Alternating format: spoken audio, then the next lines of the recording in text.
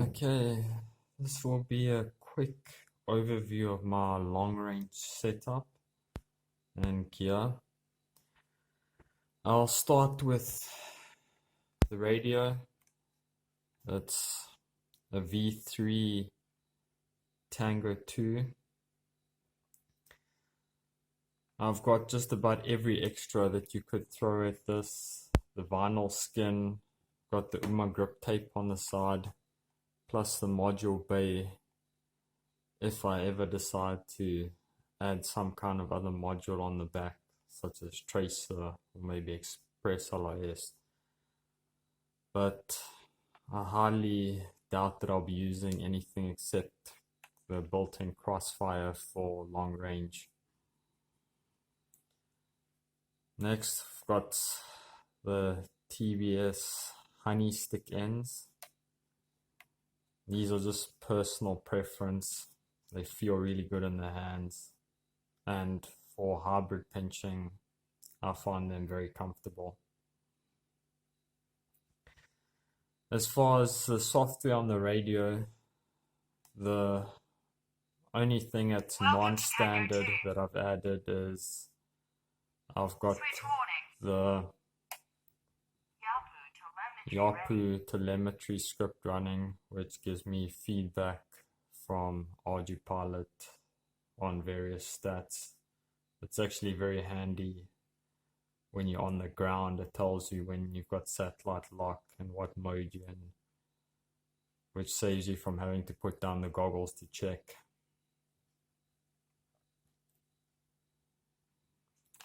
Besides that, pretty standard Tango 2.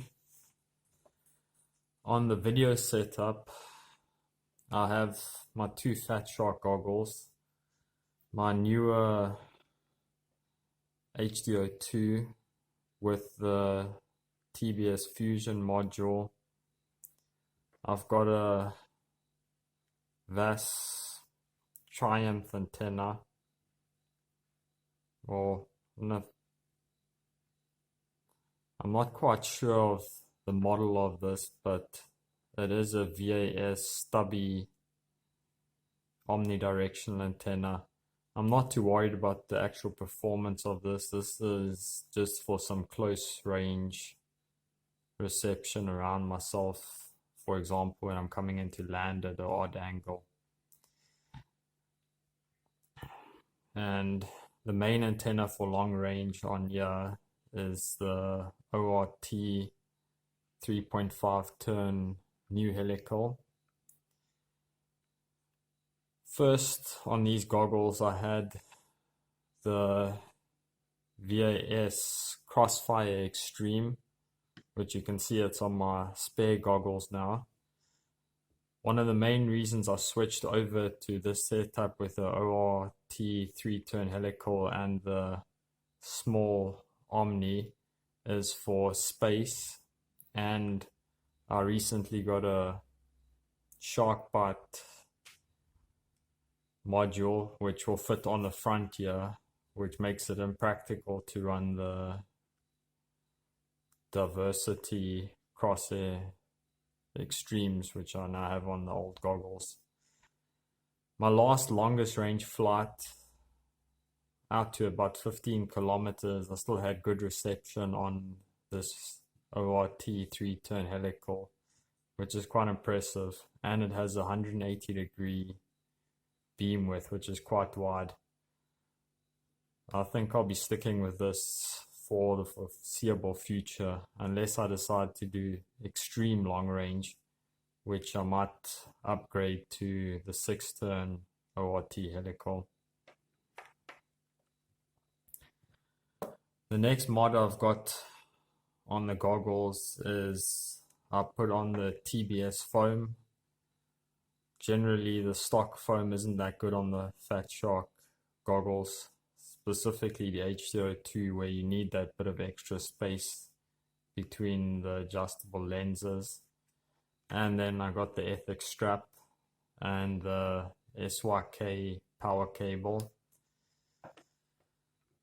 Flying long range, generally you want a decent amount of battery capacity for your goggles. The last thing you want is for your goggles to start running out of capacity halfway through your flight. On the power side, I generally run the 2S 18650 cells. So for example, in this case, Fatshark case fits the two 18650 cells. I also have a custom made 18650 cell pack that I just plug into the SY cable, which works pretty well. Last thing, also flying long range with the Fusion. I think the same would go for a rapid fire and the newer type modules. If you're running two identical antennas such as the Crosshair Extreme, you could leave it in normal mode perceivably, but especially if you wanted to work old school type diversity, the TBS Fusion should be switched into old school mode, so it doesn't try and combine the two images. It will just stick on the strongest one, which when you're flying out will be your directional antenna.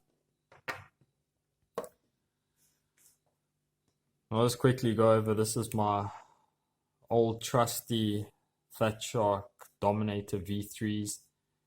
I've had these goggles virtually since I started in FPV and they're still going strong. Image quality on them is decent. I have the Diversity Crosshair Extremes on here now, and that's in a Eachine RX 58 module, I think running the Perks firmware. I'm also pleasantly surprised by the performance of this module and these antennas. I don't really have any worries going at a fair bit of range with these. But if I do any serious long range, the Fusion is obviously superior sensitivity, so I'll stick to that. And lastly, just a bit of a teaser. My new project over here is the right wing hardcore 38. I currently use my AR Wing Pro as my main long range platform, but once this one is complete, this will be taking over those duties. With this, I specifically arranged the crossfire receiver and VTX for optimal range. As you can see on the end of the wing here, I have the VTX buried with the heatsink on it. The VTX in here is the TBS Unify Pro, not the 32 like I have on the AR Wing Pro. This is an old 800 milliwatt 5-volt version. It's nice and tiny that I can sink it into the edge of the wing without adding too much weight. Then I have the direct UFL switchblade antenna, which is also very small and light, right out on the edge of the wing to get maximum distance from anything that can cause interference.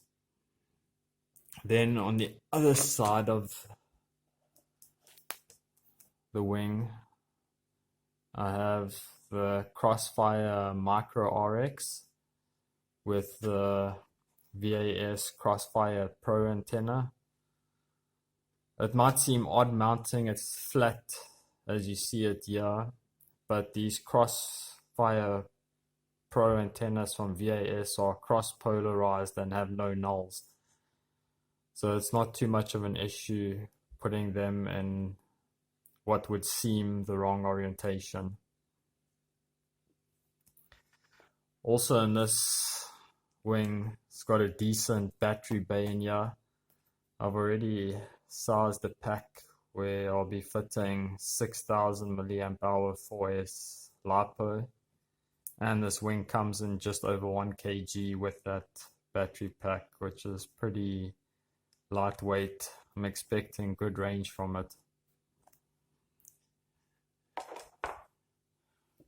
And that's a summary of my long range setup.